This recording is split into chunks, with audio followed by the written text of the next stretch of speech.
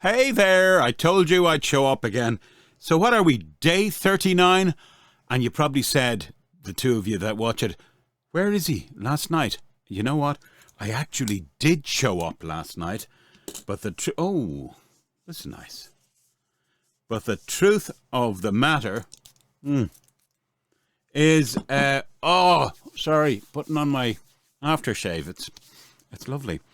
The truth of the matter was, because I'd been working editing as I will be for the next few hours all day, the PC was all heated up.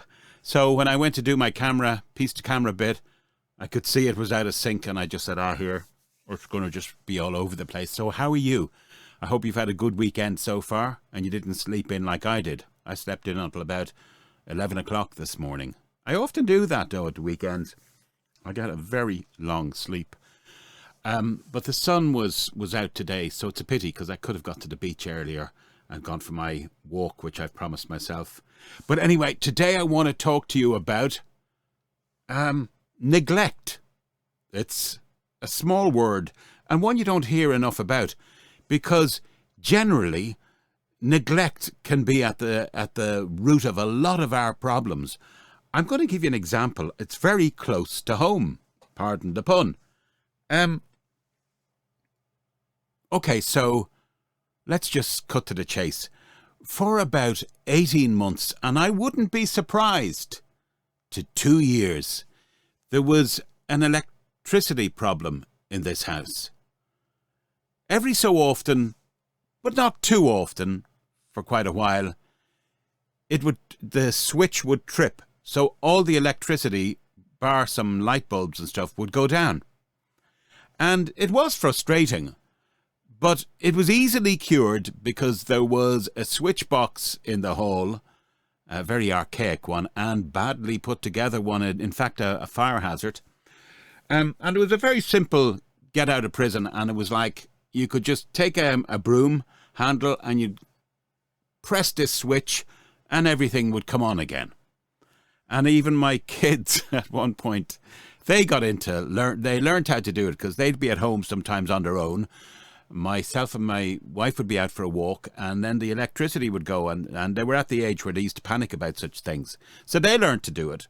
So it was an easy fix. And I can't believe, in retrospect, the amount of time we lived with it. It was a pain in the arse. You'd be watching something on television, next minute be gone. Okay, outside with the broom handle, you get the drill, you get the gist of it. And it worked, because it just worked. The most embarrassing part is we have two, I can only describe them as angels of neighbours. They are real salt of the earth, totally reliable, dependable people. And they're so good. And they've known us as a young couple for years and years, not so young anymore. And they've seen our children grow up as well. And any time I go on holidays, I know that they have my back. They're brilliant. The cats are great. Cats are great pets, because cats are very independent. So even for a week or two, you could pile up a load of food for the cats. And the cats are going to do their own thing anyway. The cats will be fine. But our beloved neighbours would call in, say about a week in, just to check. We each have each other's keys, Totally trust each other. And they'd come in and they'd feed the cats if necessary and just make sure everything was right.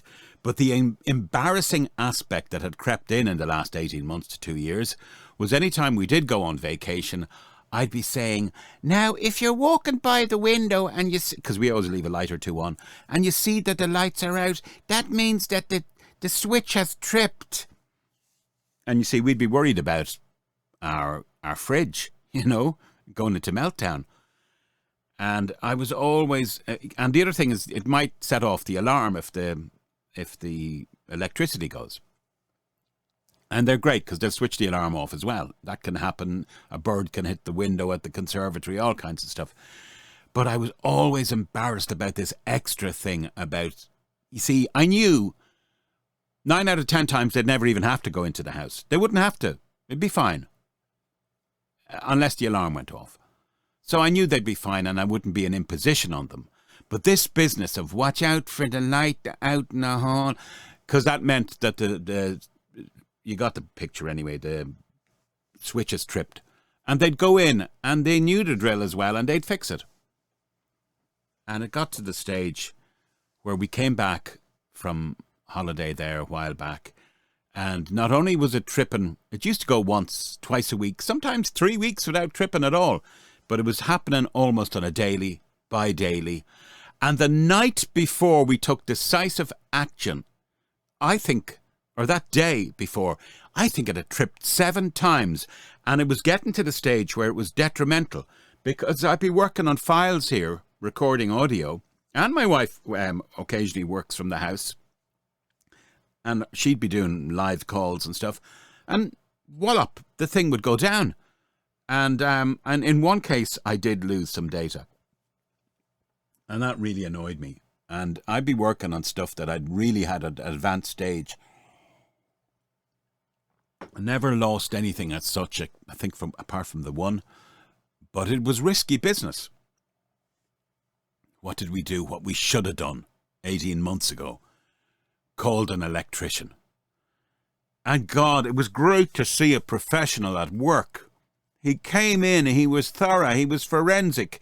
He went through everywhere to find what was tripping this archaic switch box thing we had. And you know what it was?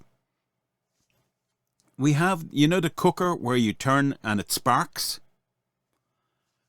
That had died some years back. And we'd got around it by taking one of the little hand things and you'd click it, or a match even to it, and the gas would go off. But that thing of it lying dormant for that amount of time was what was tripping everything in the house from top to bottom.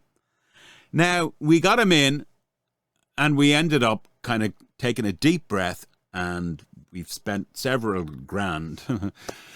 We just said, look, do you know what? The house is dating from 1987. Let's just rewire this, or at least get the switch box done, and anything else that has to be attended to electrical wise. Let's just take it, bite our lip and go pay it. And we did. And as a matter of fact, we had an electrician in yesterday. A lady electrician. It was great to see it. And she just had to put something extra in. She was from the Board of Electricity or whatever. Again, we'd paid for this as part of the main electrician's work. She was lovely. It was great to see her. But she said, hey, this guy has left it in immaculate condition. I will have no problem plugging this onto the grid or whatever she was doing for you. He's a total professional. And he was. Dave, you're a total professional. What a guy. But the thing was the neglect. Neglect. We should have been onto that within about 3 or 4 occasions of it happening, instead of this lazy business with the broomstick. So, and how many more things in life do we neglect? I mean, I know I can't say I neglect my weight, but I'm having battles with it. It's going up 8 pounds, it's going down 8 pounds, and it's not good for me, particularly in the condition that I've been in. And, you know, even clients with, say, the likes of invoicing, the little ones. I am a whore, I have to say, for small. If there's an invoice and it's a small amount, trivial, like, you will do voice spots in this game, don't laugh, but you'll do them for 40 and 50 quid. That's kind of standard just for radio stuff.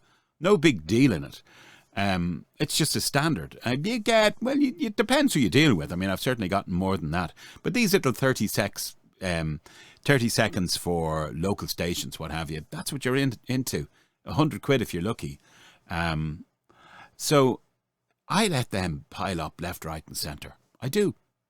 And then one day I sit down and I go, I say to my wife, switch on she's great at admin. Let's just do a tranche of them. A, they should have been done when they came in. B, if I was a supplier, I'd be a bit pissed off getting an invoice that's, say, at the max 2 months out of date. So look, I remember the late Ross Perot. A lot of you are too young to remember, but Ross Perot ran for the American presidency in 1992. He didn't win it. I quite liked him because he was ex-sales, he was ex-IBM, he'd formed his own computer company, he had done well. Why am I talking about him? Because he once said, because he was a Texan, a real down-home Texan, and he said, if you see a rattlesnake, you shoot it. If it pops its head up, you shoot it.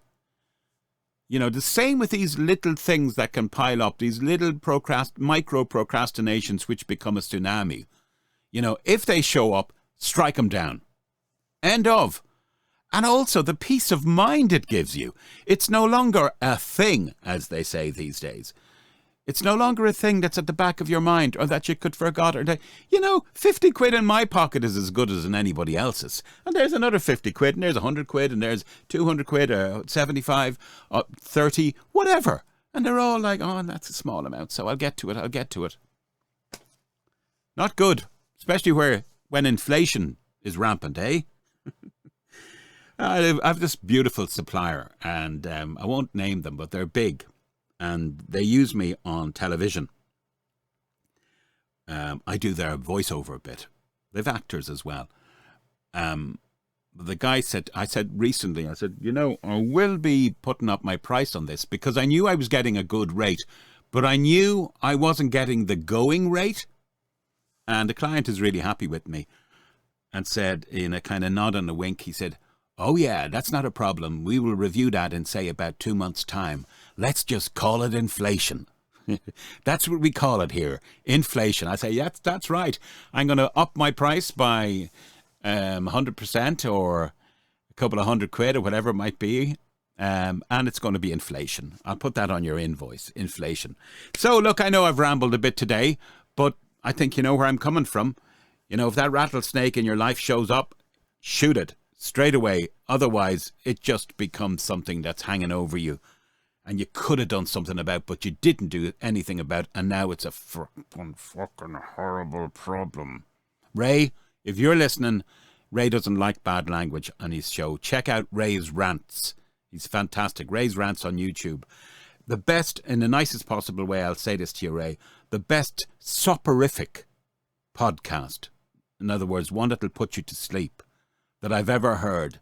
And the thing is, when you hear a Ray's Rant, and it puts you to sleep, he's so good, you want to come back and play the podcast again, you know, the next day or 2 days down the road. So you listen to what it is that you missed while he put you to sleep the first time. Okay, so look, take care because I care.